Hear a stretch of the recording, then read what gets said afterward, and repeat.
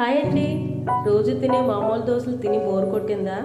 Hotel లాగా మంచి colour, పైన క్రిస్పీగా లోపల సాఫ్ట్గా దోశలు ఇంట్లోనే చేసుకోవాలనుకుంటున్నారా? అయితే ఈరోజు మన కిచెన్లో క్రిస్పీ సగ్గుబియ్యం దోశ ఎలా చేయాలో చూసేద్దాం. ఒక్కసారి ఈ కొలతలతో ట్రై చేశారంటే చాలా పర్ఫెక్ట్గా వస్తాయి.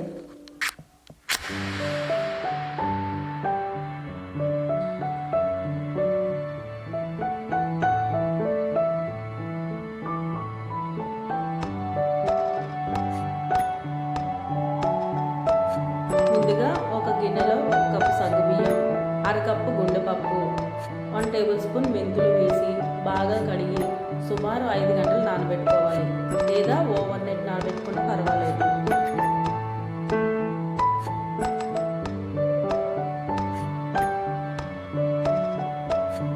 అలాగే మరో గిన్నెలో 1 కప్పు బియ్యం కూడా వేసి బాగా కడిగి 5 గంటలు నానబెట్టుకోవాలి.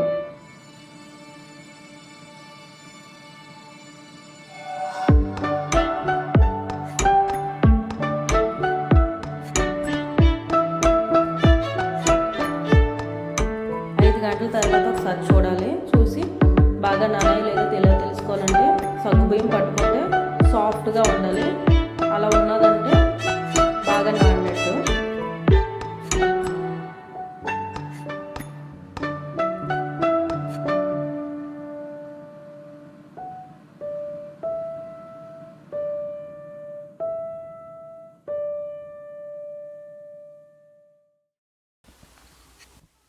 తర్వాత నానిన సగ్గుబియ్యం, గుండెపప్పు, మెంతులను మెత్తగా గ్రైండ్ చేసుకోవాలి.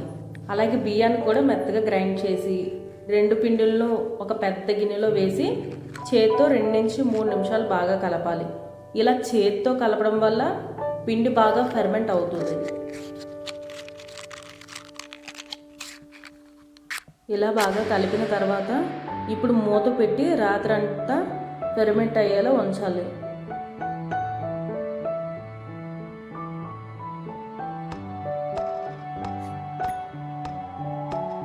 ఇప్పుడు పిండి బాగా ఉబ్బి ఉంటుంది. ఇప్పుడు తగినంత ఉప్పు, అవసరమైతే కొన్ని నీళ్లు వేసి దోశ పిండి కన్సిస్టెన్సీలో కలుపుకోవాలి.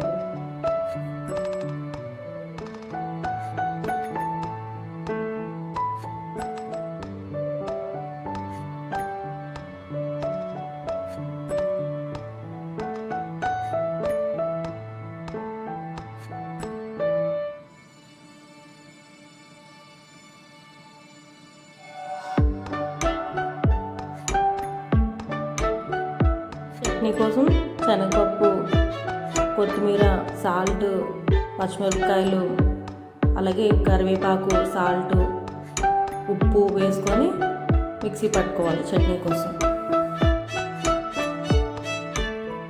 పెనం బాగా వేడవ్వాలి. వేడైన తర్వాత కాస్త నీళ్ళు చల్లి ఒక క్లాత్తో అలా తుడిచి అప్పుడు దోశ అనేది వేసుకోవాలి. ఇలా దోశ వేసిన తర్వాత మంట మీడియం ఫ్లేమ్లో ఉండాలి. ఇప్పుడు కొద్దిగా నూనె తీసుకొని ఆ దోశ చుట్టూ వేసుకోవాలి. బాగా కాలిన తర్వాత ఫ్లిప్ చేసి తీసుకోవడమే.